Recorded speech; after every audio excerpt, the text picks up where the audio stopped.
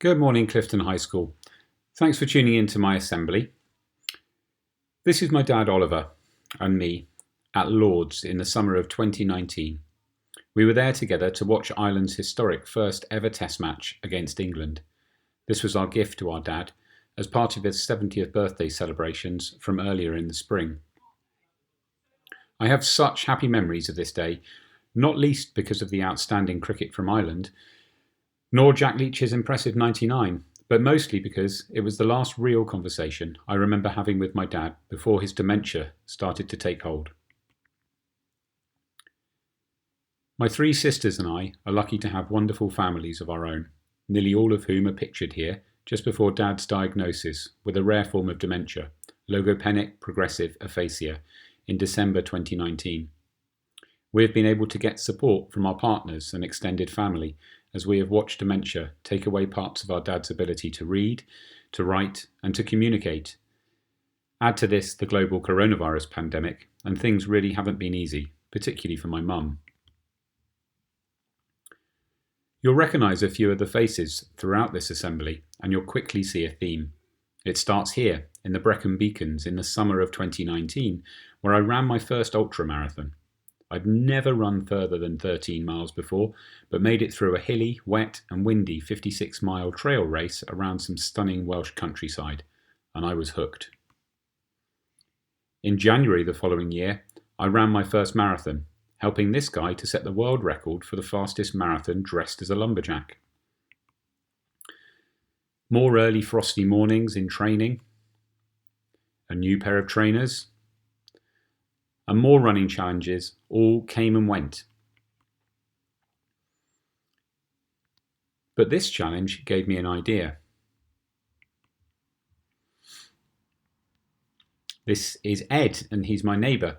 And during the first national lockdown, Ed began running 10 kilometres every day to help raise funds for the National Health Service charities together. That was until he got injured. Ed spent around 10 days with his foot up, resting.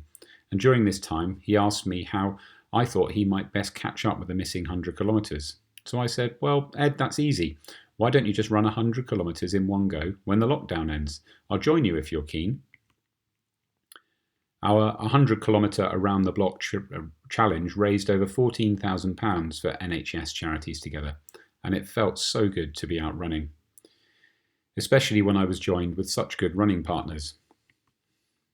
Add another new pair of shoes, and a new idea came. When out running, my dad is never far from my thoughts. My dad was a maths teacher and a housemaster at a boarding school in Somerset for almost 20 years. He is a great singer who performed in 2 choral societies. He loves sport, Gloucestershire Cricket Club, Bristol Rovers and Manchester United being high on the list of teams to follow. He is a loving husband to my mum, Judy, and a father to me and my 3 sisters. He's also a grandfather with 9 adoring grandchildren. He loves his garden, the church, and the community he has been such a big part of for so long. But he now struggles to remember many of the faces, many of the stories, or simply the words needed to communicate with us. This is Bedrothan Steps, a magnificent section of the southwest coast path in Cornwall. My parents would often take their camper van down here to camp at Morganporth, where we would join them as a family. It's not always the nicest weather, but the scenery is always spectacular. Last summer, whilst recovering from our 100 kilometre challenge, Ed agreed to help me out with a new adventure. During our frequent runs, I have begun to share my story of my dad's illness with Ed. I hadn't told anyone other than my family, and it felt good to share my thoughts, my fears and my frustrations, and my sadness with someone. Ed is a great listener, and every time we ran together, I would share more and more about my dad's illness, or how scared I was that I might get dementia in the future. Running became a way of helping me cope with losing a part of my dad, but I needed a new challenge. In October last year, several members of staff supported Dr. Caddy as we attempted to run 1,000 miles throughout October to raise money for the Wallace and Gromit Grand Appeal. I found that I quite enjoyed the suffering and the pain of the challenge.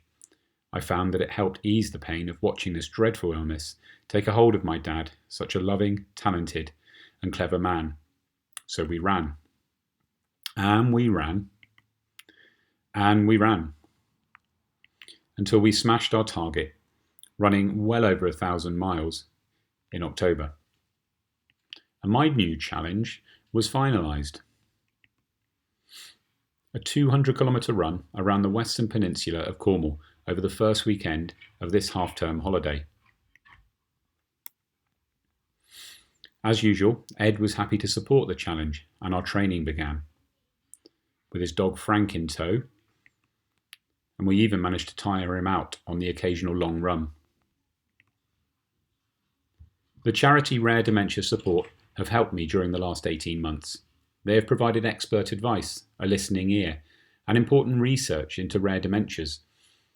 Our challenge will be raising funds through the National Brain Appeal to help build the world's first centre for rare dementia support.